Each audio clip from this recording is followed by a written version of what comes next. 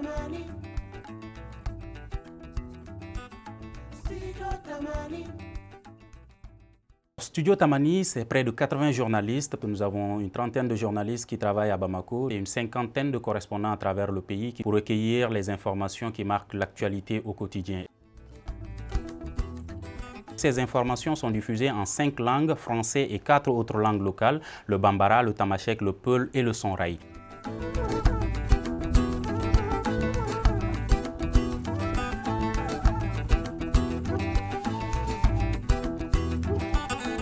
Et en 2020, la crise sanitaire qui a poussé Studio Tamani à s'adapter à travers le télétravail, mais également en lançant des programmes comme Actu Covid qui permettent d'informer les populations sur l'évolution de cette maladie et les gestes à adopter pour se protéger contre le coronavirus.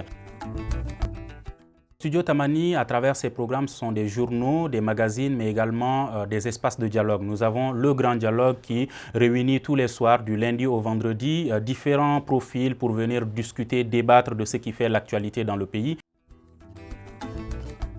Le dernier sujet du Grand Dialogue que j'ai écouté, c'est celui de l'arrivée des vaccins du Covid. On expliquait comment cela peut aider à éradiquer ou à freiner le Covid-19. Quand ils ont expliqué, ça m'a enlevé la frayeur.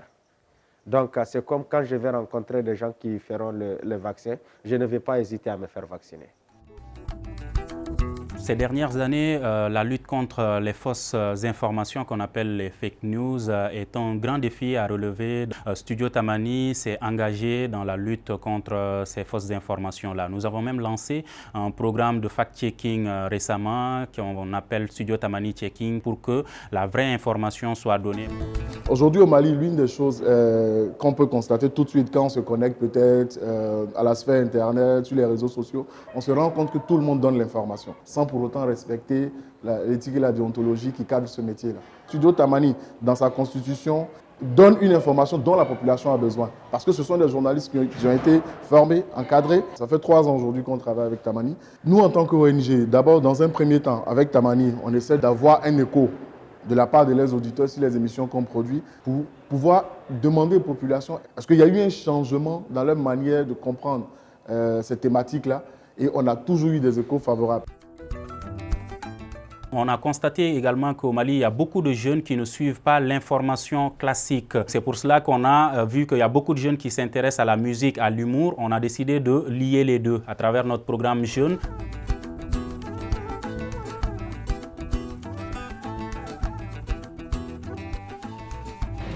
Le programme Jeunes est beaucoup apprécié par les jeunes Katois.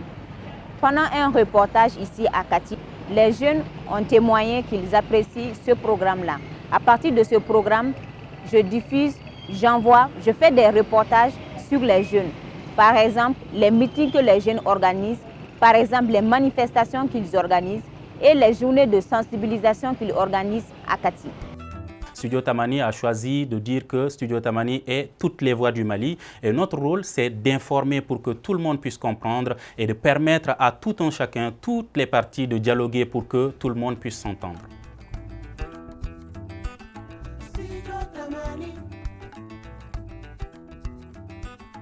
Studio Tamani.